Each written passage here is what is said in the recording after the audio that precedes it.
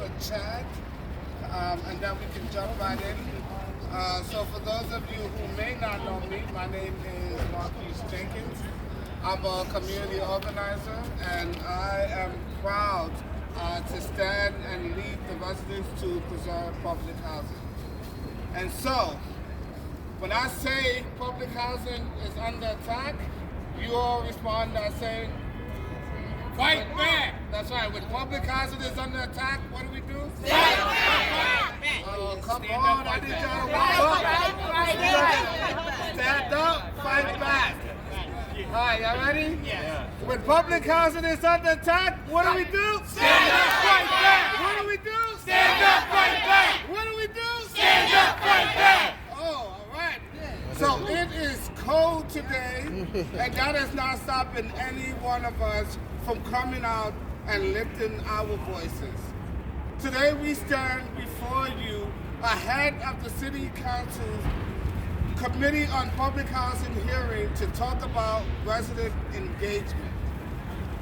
The Housing Authority has done less than a poor job on engaging residents at every decision making that impacts the lives of public housing residents, to the point of making decisions that are literally having a direct impact on public housing residents' health.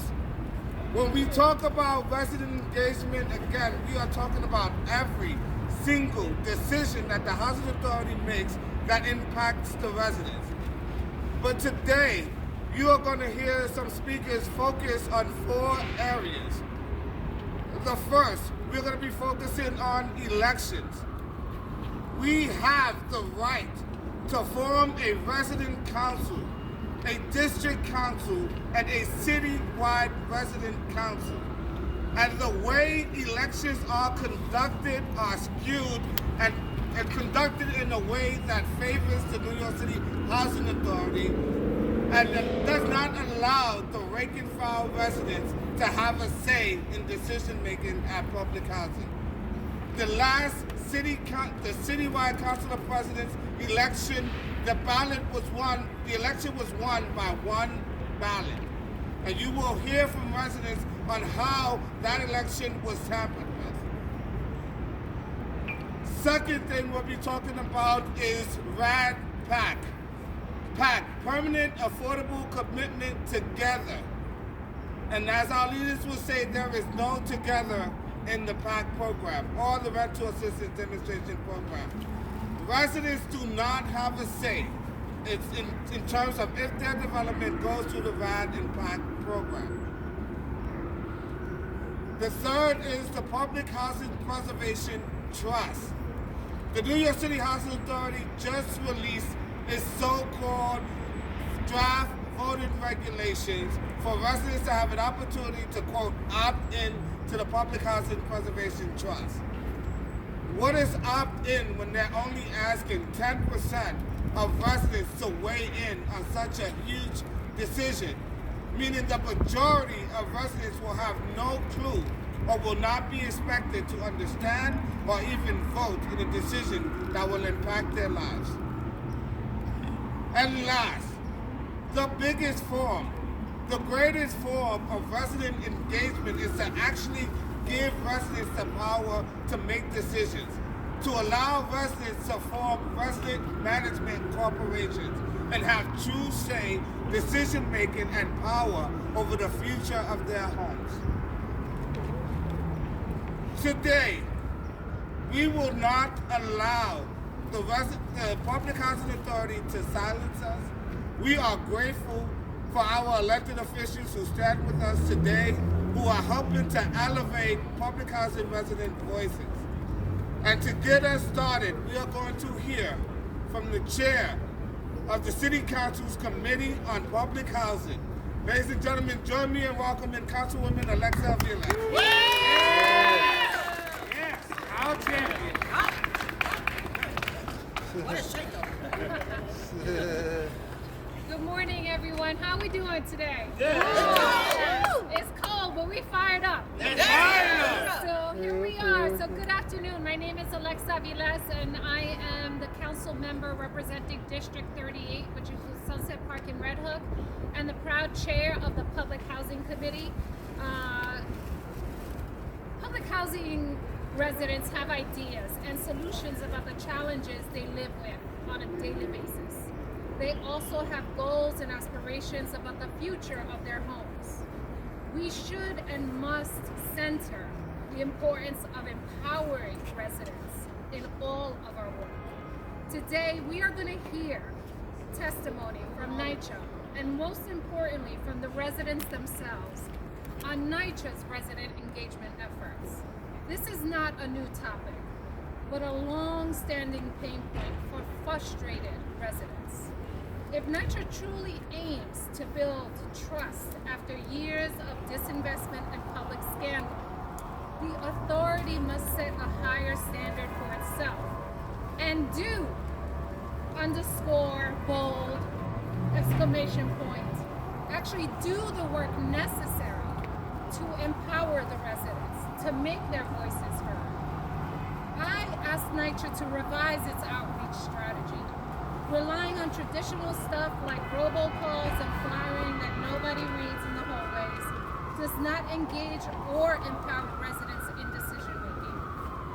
Direct person-to-person conversations and group discussion that center those voices, call upon their expertise, is the way to move forward. Where there may have been some steps forward, we seem to be stuck. And despite piloted efforts of robust partnerships, NYCHA has partnered with community-based organizations in moments of sanity and has done some decent work. But it seems that none of those lessons around what real community engagement stick, and they go back to their regular antics. This hearing will be the first opportunity in many years that the council will have had held on resident engagement, and it will be an important opportunity for NYCHA to state for the record its actual efforts, its commitments, its lessons, and to take a pulse on how residents experience their engagement. Lastly, I just want to remind everyone that as part of the Public Housing Preservation Trust, NYCHA was required to establish and receive public feedback on voting procedures for residents to determine the future of their homes. And in fact, the comment period is approaching very quickly. November 23rd is the end. It was a very aggressive 6-week public comment period for something as profound and important as determining the future of your development. 6 weeks is no time at all. I said that when they were considering the legislation. I said that the voting process to be determined was something with wide gaping holes that you could drive a truck through, and gave me no real confidence that we would be able to set up a thorough and efficient process. Nevertheless, here we are. So I want to urge all the residents, November 23rd, include your voices.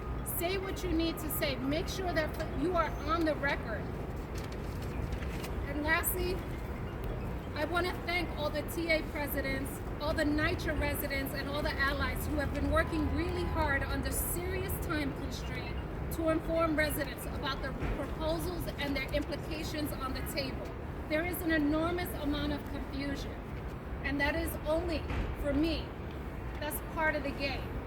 You keep people confused and uninformed, they're unable to make the decisions that are best for them. And so we need to do better. So I encourage the residents again to keep doing what you're doing. Keep us accountable, keep us on the record. An organized and well-represented tenant voice is one of NYCHA's greatest assets, and yet its biggest fear that it can't seem to harness. If the authority seeks to preserve and improve public housing the way it says on every piece of literature that it likes to distribute, it must lean into not only engaging residents, but truly empowering them to make sure that they are centered in decision making. We don't want to be made aware. We don't want to be just offer recommendations. They need to be in decision making roles and authority. And so I look forward to hearing all of the feedback today at the hearing. Thank you for the work that you're doing. Here is to resident empowerment. And the one thing I just have to add is that They offered 3 options on this voting for the trust. One that was never even considered in the legislation. They offered residents to make a choice of status quo. What does that mean? Brad Pact, never mentioned in the legislation, and housing preservation trust. They failed to mention one of the most critical pieces, resident managed corporations that bring decision making to residents. Why did they not include that 4th option? It is a very telling omission. So with that, thank you so much. I look forward to the hearing today. Thank you for the work you're doing. When NYCHA says get back, we say fight back. When NYCHA says get back, we say fight back. So NYCHA completely confuses, or maybe they know exactly what they're doing, because we don't get resident engagement. We get a marketing campaign targeted towards residents to manufacture consent from residents. Residents are not asked to use their expertise, but they are told, this is what we are going to do. What color would you like your halls to be? These are the 2 experts, the residents.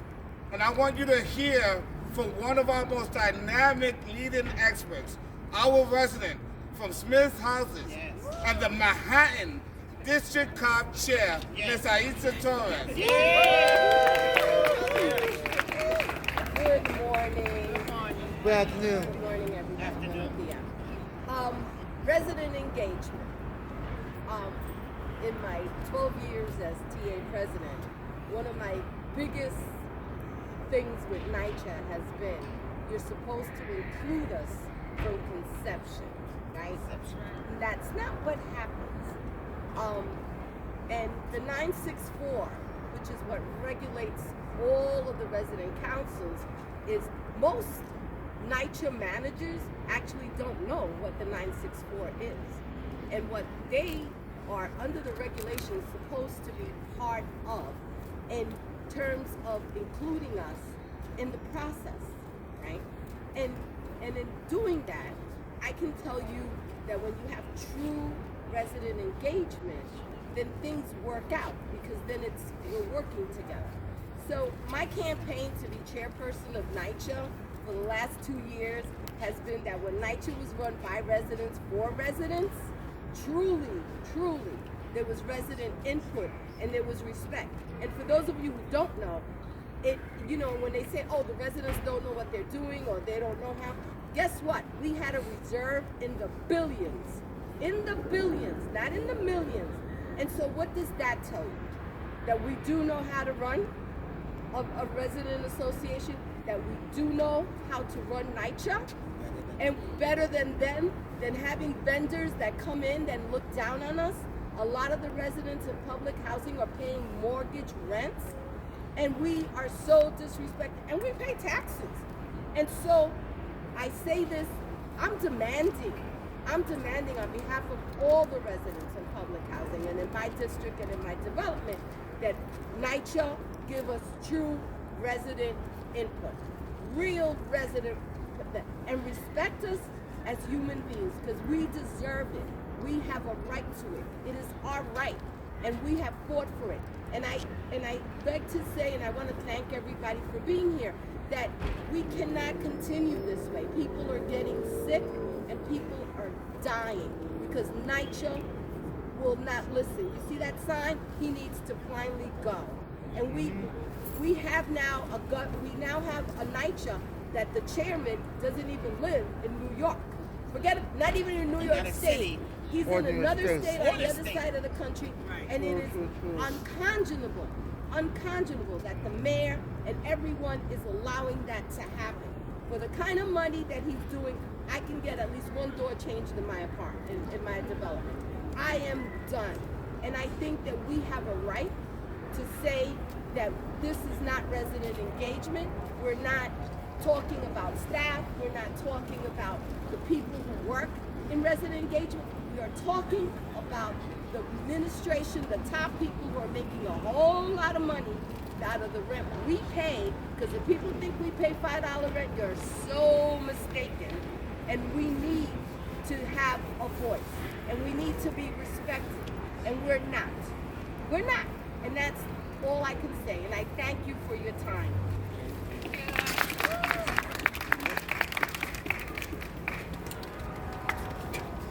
Our buildings are in horrible conditions. When you look at every single public housing development, there's a scaffolding. You can go to any development in the city and you will see scaffolding. True. You can go to any development and you will find an apartment with mold in it, with lead in it. But Aisha is absolutely right. We are not just fighting for the buildings or to repair the buildings. Those 964 regulations are unique to public housing. They give us rights that no other resident in this city has. The right to organize. The right to have space to organize. The right for funding to support that organizing effort. The right to secession rights. Yes. To pass these apartments down to our loved ones. Yes. There are so many rights that we stand to lose by converting from Section 9 to Section 8. I am so proud that we have our elected officials standing beside us because they understand. They listen to the residents. And one of those elected officials is standing tall with us today. Ladies and gentlemen, please help me welcome Chris Monte. Thank you everyone for being here. Thank you Chair Alexa Vilas for holding this hearing to keep NYCHA accountable and to tell them, as we're all telling them, they do a poor job with resident engagement. I want to give you a story of last night. Last night, NYCHA decided to hold a meeting in one of my developments and invited all NYCHA developments on the Lower East Side. So from the Smith houses to Baruch to the First houses to Valatics, all these developments, we're going to go to this one meeting to learn about the trust. How many people showed up? Out of 100,000 residents, I can tell you only 80 residents showed up. And whose fault is that? NYCHA. When I went to one of my tenants from Sewell Park Extension and said, "Why are you the only person here?" She told me, "We didn't even have a flyer in our lobby." A flyer in my lobby telling me about this meeting. It was a random email that she happened to open up that was in her promotion box that led her to this meeting. That's not resident engagement. And in that 2.5-hour meeting, they had a 30-minute section where they were going to send a NYCHA representative to each table to talk to them, to answer their questions. I sat across the TA president of LaGuardia, right next to a resident in the Smiths. No one showed up for 25 minutes. So out of that 30-minute opportunity to talk to a NYCHA representative about the issues that we are facing and the issues that we want to talk about around the trust, we only have 5 minutes. And when I talked to that representative from NYCHA, I said 10% is unacceptable when it comes to the voting procedure. And you know what he told me? That he heard a NYCHA resident say that they only wanted 5%. I had said, how much money did you give her to say that? Because we all know this is BS. We have known for decades that NYCHA does not do any type of engagement. Every single day, my office gets emails, phone calls about mold, about people coming to inspect and never showing up. People just having to paint a little patch, but come and take a photo and never return. That ain't right. That ain't right. We see the lack of engagement on a day-to-day, on a minute basis when it comes to some of our most vulnerable people. And so we're here today to say, NYCHA, you better step up. If not, we're going to take NYCHA back, and we're going to make sure that the residents have the power and have the say on what happens to our developments. Because what happens this year and next year is going to really decide the lifespan of these complexes. And so we are here to make sure that they listen to us and we take back our homes. Thank you all. Thank you. Whose house? Our house. Whose house? Our house. Give City Council more oversight over NYCHA. 94-14. We have some dynamic elected officials who get it. And on the other hand, we have some elected officials who need to be educated. The truth of the matter is, public housing works. Public housing provides a space for generations after generations. Some of our residents are third generations in their apartment, living in the same apartment for 30, 40, 50 years. In a city where we have skyrocketed homelessness, it is unacceptable that you want to tarnish the one program that works. I need to remind all of those elected officials who voted for the trust that the funding that comes through Section 9 comes from the same people who want to promise funding under Section 8. Under the guise that Section 8 is a better program. It's a better program because that's where they decide to put the money. But if we put the money into public housing, we will see magnificent things happen, especially when residents take over and residents become the managers of their own development. We have so many, as I said before, so many resident experts that our elected officials need to listen to, and I'm going to bring another expert up to talk to you. All the way from Taft Houses, Ms. Beverly McFarland.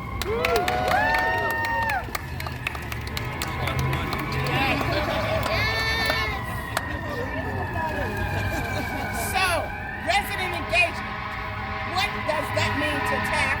What does that mean to public housing? Absolutely nothing. Absolutely nothing. Because if it was true resident engagement, this legislation would not have passed. Because we fought for the last 2 years, begging the city, the mayor, the governor, and all elected officials that that would not be a good program for us. So you are taking Section 9 us out of a federal program that we have safety nets on into a program that there's no safety nets on. And criteria that we have to have. So the fact that the mayor, the governor, gives $1 billion, can you say it? $1 billion. $1 billion to the stadium in Buffalo. And not $1 to public housing. And $11 billion to the police department. Okay, and that, not only that, they take that, your mayor, he gives all this money to the PAC program, which is a private entity. Right. So what do we have? What do NYCHA residents have now? If the governor is not behind us and the mayor is not behind us, then we have elected officials not behind us. Where the hell can we go? Where are we going to have our families? Right. Mayor, I plead to you. If you're going to give money, give it to Section 9 in public housing. Yeah! Section 9! With you. I plead with you, Governor Hochul. You needed our votes. Now we need more money. Oh, yes. Show us the money. And our homes. And our homes. Save our homes. Save our homes. So, Governor Hochul, I plead to you. Out of that billion, since you gave Buffalo Bills $1 billion, give Section 9 $1 billion. Right. Okay, that's what we need. So that's all I'm saying. Get on, girl.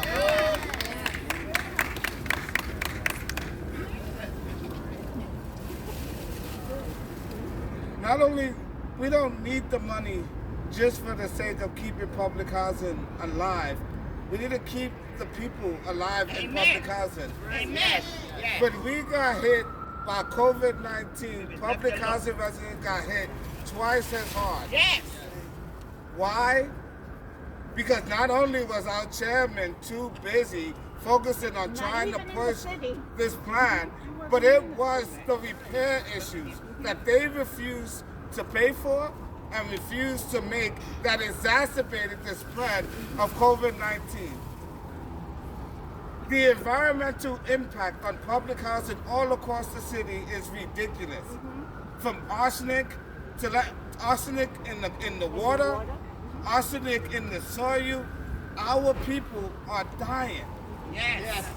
This Yes. is an emergency. Yes. We cannot wait for the conversion of Section 8 to make the necessary repairs. That's another We need bad our elected officials to do what they got to do to bring us the money that we need. Public housing works when it is properly funded. Yes. Yes. To talk a little bit more about the environmental impacts that we have, we are bringing on the public housing's attorney, our true advocate, Mr. Joe Kupferman. Yes, yes. Mr. Money. Enviro Joe. Greetings. I just want to say that it's not just a question of money, it's a question of enforcement and the money being spent the right way. Correct. Right now, FEMA has given $1 billion for improvements on Hurricane Sandy damage. This money has been given to contractors who have done wrong, have opened up the soil and didn't put it back, have left the soil out there. We have high levels of arsenic and lead in that soil, all right? And the worst part is it could be easily fixed by doing ground cover and covering it up. But NYCHA refused to make these contractors do that simple work. What they did is they paid them $85 million at Smith, money at St. Nick's, and every one of those was bad, leaving trees coming down, leaving that soil that's there, and paying bad contractors, all right? We're concerned right now, the latest in the news is Reese. We found the soil piles are this high. We tested the soil and we found 15.9 parts per million of arsenic. New York State Health Department says 1.1 parts per million is dangerous and 0.1 is dangerous for people with cancer. What did NYCHA do? Nothing. They didn't cover it up. They paid the contractor all that money, and the bad people at Smith that we pointed this out, they promoted them. So I believe, as an environmental attorney, that there's environmental insults that are leading to lethal endangerment that's out there. But the worst part is the people that are in charge are actually just giving money to pay them. And as much as we criticize NYCHA, I have to say that we trust the private landlords even worse. New York City is owed $1.4 billion in uncollected fines. So they're going to hand this over to these buildings and give them $300 fines, and all of those landlords and contractors are insulting us by not even paying those fines. So I think it's really, really important, especially in the age of COVID, that we take back this control and we get, that the health endangerment is high up there. They don't even want to test. And one of the lines that I keep on repeating over and over again, that a slight increase in exposure to PM 2.5, that's the little dust particles that's out there, and every time an asbestos worker comes in or the contractor comes in and creates dust, that's dust coming down. A slight increase in that over a long period of time, and every NYCHA resident is facing that, increases COVID death. So we have a health problem that's out of the charts, and it's NYCHA is letting these people go. I reached out to a lot of federal agencies, EPA, HUD and others, that want to come in and do help. They offered help, and NYCHA says no. The other part is it's the workers that are getting hurt also, the staff workers that are there. We asked OSHA to step in and have an advisory partnership program that they would give free advice to every one of the developments and not give a fine, and NYCHA said no. So it's not a question of money, It's the opposite. They just don't want to know. They don't want to test the soils, but they also don't want to test even the blood and the urine and the hair at Reese that would tell us how dangerous it is. And everyone, I would say, it's similar to Flint, all right, and it's similar to what happened in Hurricane Katrina. And I work with those lawyers, and I think this is a health crisis that's being ignored. And I know people want to get on, but I just want to say one thing, that when we transfer this property over, where they want to transfer, it's illegal not to have a true assessment. So we're hearing from whistleblowers that are coming to me that they don't want to hear, people who work for NYCHA, that the records of where the soil was at Reese and other places have been deep sixed. So it's not only not doing the records that they have to show what's bad is being disappeared. To me, I think I didn't have to go to law school to know that's illegal and insulting to everybody here. So I think the main thing is I agree with our council president here, is that it's the people that are in charge at NYCHA that have shown total malfeasance. And when we learned in Flint, they're just not testing. You can't do an excuse that you couldn't get to it. That is basically a criminal charge. Thank you. Yes. We got two more speakers. I'm going to be wrapping it up. Criminal is the absolute correct word, right? I believe personally that our residents have been put in this state of emergency on purpose. The last time we did a rally here at City Hall, our mayor did a counter protest at the exact same time to push this public housing blueprint. We want to talk about the legality. The New York City Housing Authority has been sued.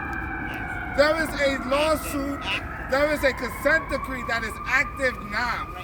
And how much of that consent decree has been fulfilled thus far? So rather than addressing what's needed, the Housing Authority is trying to scapegoat and go into a whole nother program that will make the consent decree irrelevant. Two more expert residents, and then we're going to wrap up. But I want to thank each and every one of you for coming out, for staying in this cold, and regardless of how many times they tried to silence us, we lift our voices. Yes. So from Coney Island, I'm going to bring one of our fierce residents up. Yes. Hello everyone, my name is Ann Valdez. I'm a third generation in Gravesend houses in Coney Island, which is the first development built in Coney Island. Now let me tell you something. We're talking about trust and PAC and all these other programs, which are really nonsense. Okay? It's just a ploy, I tell you, to take away our homes and our freedoms. All right? We are not going to sit here and exacerbate the homeless population just because this entity wants us to believe they're looking out for us. They didn't look out for us 20 years ago. Why would they look out for us now?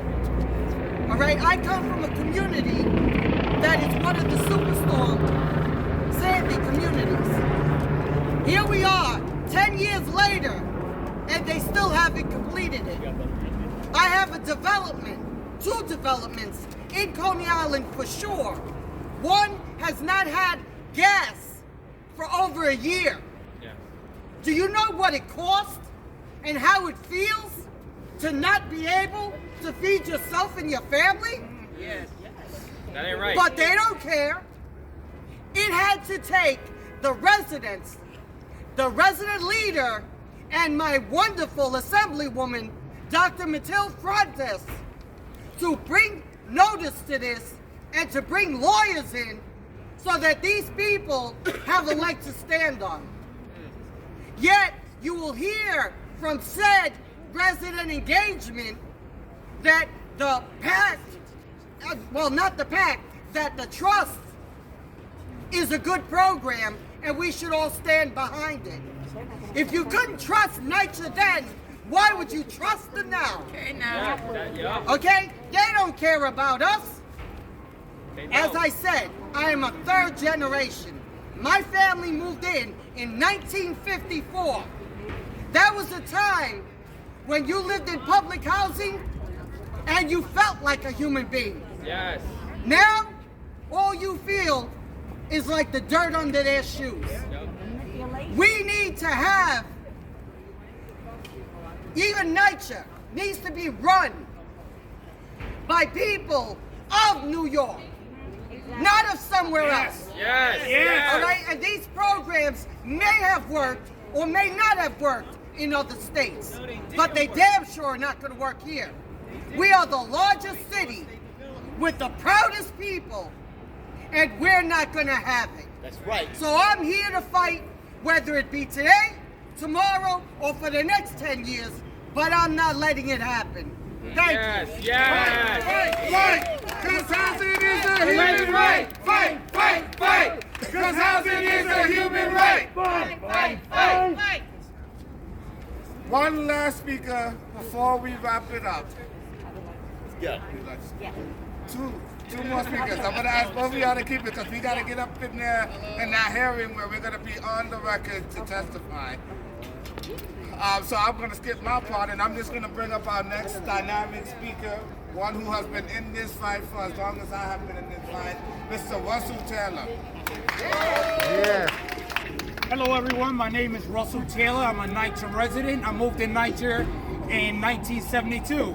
Right now, I'm an elected official as county committee in the Democratic Party. That's right. And the 69th Assembly District, and I'm not gonna let this go down without a fight. I believe that the RAD and the PAC are bad programs that end Section 9 public housing, and we should not let this legislation of the trust in our public housing. So I want to say shortly that this is social engineering and capital racism. They are not giving us the power to do resident management corporation like they said earlier. They did not speak about it, but we know about it. The 964 legislation that we have in public housing is our Bible. So we got to use this legislation in order to fight back against what NYCHA is proposing. And I'm going to testify a little bit later, but thank you very much. And let's just keep fighting in a concerted way. Thank you.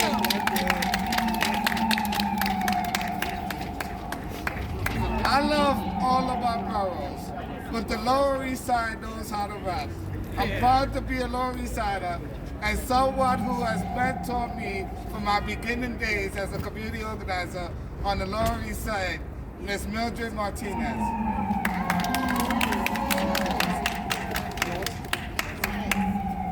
Thank you for showing us. Thank you for giving us the courtesy. My name is Mildred Martinez, and I'm an advocate that have been an advocate and a resident of Campos Plaza. And I'm the only one that's against the RAD and has been violated. Every time I go to a hearing or to a meeting and I want to speak, excuse me, they make it their business that nobody can hear my questions to them.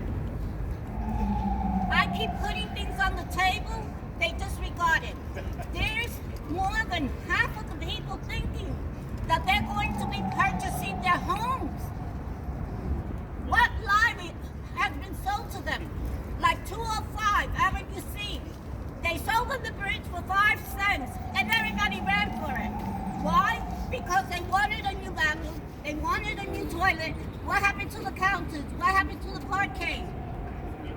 But the worst part was they paid $90,000 per apartment.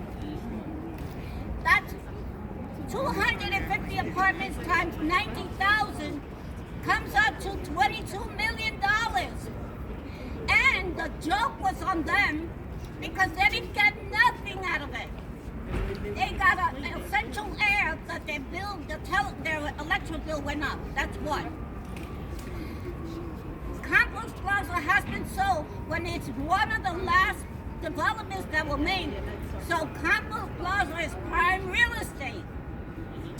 By them selling us out in 2014, and the mayor de Blasio was running for president, what does it tell you? They did a backdoor deal with Campos Plaza because it's prime real estate. I put in the IG, the Inspector General's office, for an investigation because they sold out Campos Plaza for their own political gain on the backside of the low-income families.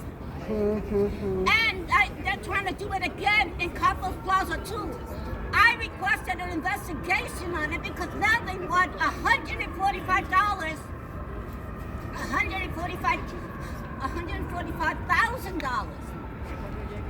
per apartment to renovate Campos Plaza that is not dilapidated. The rep was supposed to start all the way in the Bronx where the buildings were dilapidated. Why are they coming to prime real estate? That's a disrespect to us. That is not fair. The mayor should be charged. They should start investigating him. How did he run for mayor, rather for president, when he wasn't born with a silver spoon? That's right. Right. Okay? And I requested it, freedom of information. I requested a document on 205. Do you know that they said that they have no information on them? How could they not have any information? But I can go on and on. I would like the city of New York to be investigated. Right. Because they're using New York City Housing Authority like their debit card. Right. That's their Credit debit card. card. Debit For or credit whatever they card. want. And what we should start doing is holding our elected officials accountable for what they're not doing to protect us. That's right. Because we're electing Right. them into office. That's right. Let's start rallying behind. New York City Housing Authority has more than 600,000 residents. And the population, the homeless population, has to be over 200,000. And they're sugarcoating it. But we have to start demanding for the real numbers. Sorry, guys. I haven't invested interest in my development because this is not a country house. This is our home. that we're Exactly. fighting for. Exactly. And we have to get all these elected officials on blast and let them know that we mean business. Exactly. Thank you. Thank you.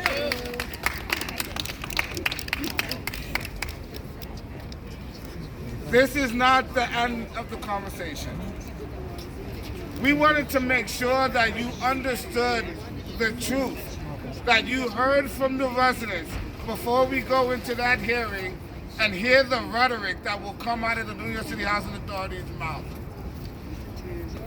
We are here today, and we are going to continue the conversation with every single testimony, resident testimony that goes up today that emphasizes the need for resident input, for resident decision making. The worst thing that could ever happen to the Housing Authority, to HUD, and to the elected officials who voted for the Public Housing Preservation Trust is to have an educated resident speak up about the truth. We are proud to stand as their enemy, as the educated resident who knows what's going on. We will not allow the Housing Authority to determine who will represent us on the citywide Council of Presidents. That's right. We will not allow our developments to go into RAD and PAC That's right. without resident decision making. Okay, now. We will not allow 10% of residents to decide if 100% of residents are going to be enrolled into the Public Housing Preservation Trust. Yes. And we are pushing, we are demanding that residents have an opportunity to form a resident management corporation. Yes. Because as Aisha Torres said, when residents are in charge, public housing works. Right. Public housing needs to be expanded. We have a homelessness crisis going on in New York City. And the solution to that crisis is more housing. more housing, not less. So let's go in there and let's educate these elected officials, and let's make sure that our city council hears from us and not the rhetoric of the New York City Housing Authority. Thank you very much.